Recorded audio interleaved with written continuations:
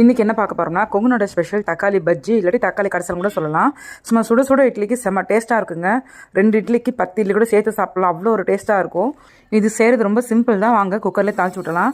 கொஞ்சம் எண்ணெய் ஊற்றி காஞ்சதும் கடுகு, கொஞ்சம் வெந்தயம், அப்புறம் கொஞ்சம் வரமிளகாய், நம்ம காரத்துக்கு என்ன மிளகாத்தூள் கொஞ்சம் போடுவோம். அப்புறம் கருவேப்பிலை, இடிச்சு வச்ச பல்லு, கொஞ்சம் பூண்டு கொஞ்சம் நிறைய போட்டுக்கலாம், டேஸ்ட் நல்லாயிருக்கும்.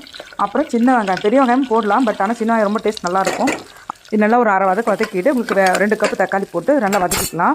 நம்ம இவ்வளோ போட்டிருக்க தக்காளிக்கு உங்களுக்கு இந்த மிளகாய் பத்தாது, அதனால் கொஞ்சம் மிளகாத்தூள் சேர்த்துக்கலாம். அதுக்கப்புறம் கொஞ்சம் மஞ்சத்தூள், கொஞ்சம் உப்பு போட்டு நல்லா வதக்கிக்கலாம். இதில் தண்ணியை நம்ம சேர்க்க போகிறது கிடையாது. இதில் தக்காளி உள்ள தண்ணி உங்களுக்கு அதுவே குக்காய் வந்துடும். இதெல்லாம் மூடி வச்சு உங்களுக்கு 1 விசிலோ 2 விசிலோ போட்டு நல்லா விட்டு இறக்கிட்டோம்னா தண்ணி இதில் அதிலே உங்களுக்கு இருக்கும்.